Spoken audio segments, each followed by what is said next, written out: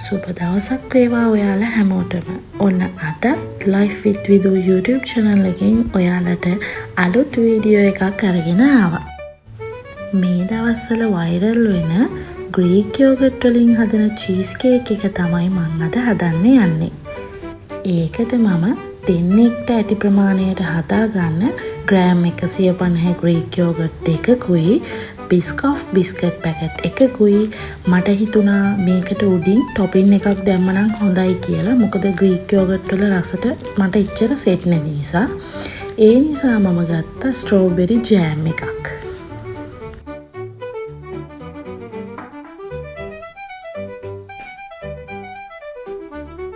ගොඩක් අය කරලා තිබුණේ Greek yogurt එකේ නැ භාජනයේටම Biscoff biscuit කීපයක් දාලා තියලා ඊට පස්සේ තමයි ඒක රස බලලා ඒක චීස් කේක් රසක් එනවා කියලා තිබුණේ. හැබැයි මට හිතුණා මේක වෙන භාජනයකට හදන්න ඒ විදියට උඩින් ඔබලා තියලා නෙමෙයි ලේයර් එකකින් ලේයර් එකට මික්ස් කර දාලා පැය 5ක් 6ක් තියලා බලන්න හිතුණා මේක මොන වගේද එන්නේ කියලා. සමහර අය මේක රසයි කියලා තිබුණා, සමහර අය මේක හරි නෑ, හැමෝම ට්‍රෙන්ඩ් එකක් විදියට හදන නිසා හදනවා කියලා තිබුණා. හැබැයි මම ඔයාලට කියන්නේ මේක හදන්න ගොඩක් දේවල් අවශ්‍ය නැති නිසා අනිවාර්යෙන්ම හදලා බලන්න. ඒ වගේම හදන්නත් හරිම ලේසියිනේ.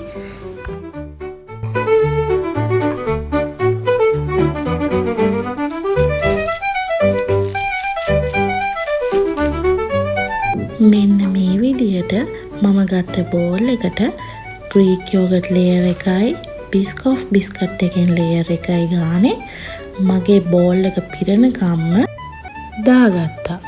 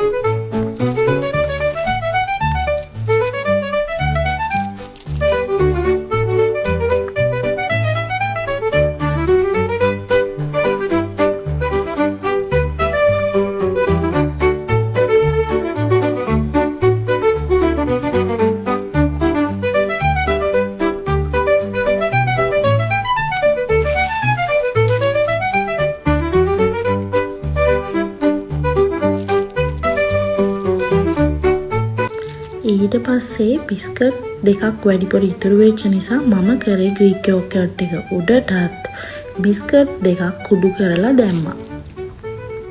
ඊට පස්සේ මෙන්න මේක මම එක්ස්ට්‍රා ඇඩ් කරපු දෙයක්. ඒ තමයි strawberry jam එකකින් topping එකක් විදියට උඩින් තවත් layer එකක් දාපු එක.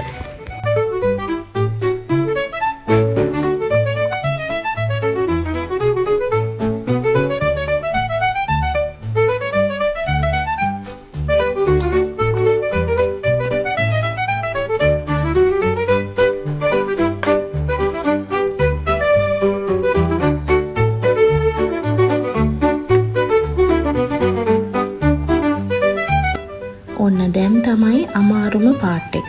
මේක ක්ලීන් රැප් එකකින් කවර් කරලා පැය 5ක් පැය 6ක් මම නම් තිබි පැය 5යි. ඔන්න ඉතින් දැන් මේක පැය 5ක් ෆ්‍රිජ් එකේ තියලා තියන්න ඕන.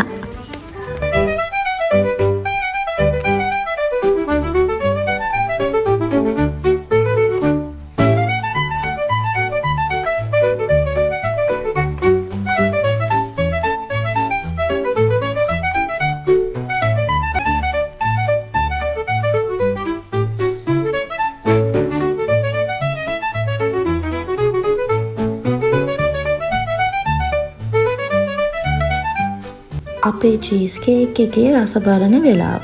මගේ රස පරීක්ෂකට මගේ ඩෙසර්ට් එක ඔන්න මම දුන්නා. බලමුකෝ එයා මොකද කියන්නේ කියලා. මොකද සාමාන්‍යයෙන් එයාට ගොඩක් කෑම සෙට් වෙන්නේ නැහැ. ඉතින් මේ වගේ අලුතින් හදන දේවල් විශේෂයෙන්. ඔන්න හැබැයි මේක නම් කාලා කිව්වා ඒක රසයි කියලා. ඒත් මම ඇහුවා මම හදපු නිසා කියන්න එපා. මේක ඇත්තටම රහයිද නැද්ද කියන්න. මොකද කට්ටියක් මේක රසයි කියනවා, කට්ටියක් රස නැහැ කියනවා. කවුද දෙයියනේ මේ චීස් කේක් එකට රස නැහැ කිව්වේ? මම දන්නේ හැබැයි මේකට වෙන බිස්කට් දාලා කොහොම වෙනවද කියලා. හැබැයි මේ බිස්කොෆ් බිස්කට් එකට ග්‍රීක් යෝගට් මික්ස් කරලා හදන චීස් කේක් එක නම් ඒක නයි කියන්න දෙයක් නෑ. ඒක රසයි. ඒ වගේම මේකට අමුතුම රසක්, තව වැඩි රසක් ඇඩ් වෙනවා මේ උඩින් දාලා තියෙන ස්ට්‍රෝබෙරි ලේයර් එක නිසා. ස්ට්‍රෝබෙරි ජෑම් ලේයර් එක නිසා.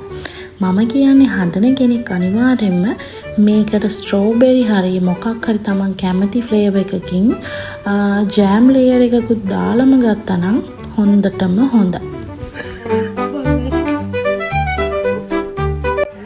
ඔන්න දැන් බලන්නකෝ අපේ ඩෙසර්ට් එකේ ලේයර්ස් තිබුණේ කොහොමද කියලා. මං කියවනේ මම වෙනම බෝල් එකකට හදන්නේ ලේයර් කරලා කියලා. ඉතින් බලන්න ඒක හරිම ලස්සනට තිබුණා. ඒ වගේම රසත් ඒ වගේමයි.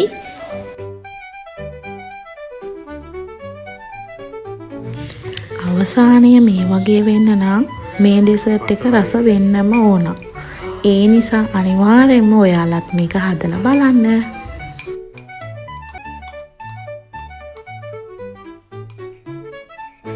නැවතත් වීඩියෝ එකකින් හමු වෙනකන් ගිහින් එන්නම්. ඒ වගේම අපිව සබ්ස්ක්‍රයිබ් කරලා නැති අය අපිව සබ්ස්ක්‍රයිබ් කරලා වීඩියෝ එකකට ලයික් එකක් දාන්න අමතක කරන්න එපා.